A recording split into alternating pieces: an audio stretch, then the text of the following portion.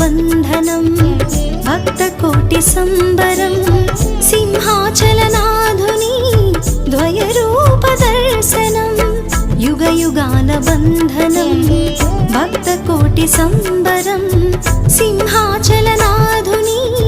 द्वयरूप दर्शनं चन्दनोत्सवं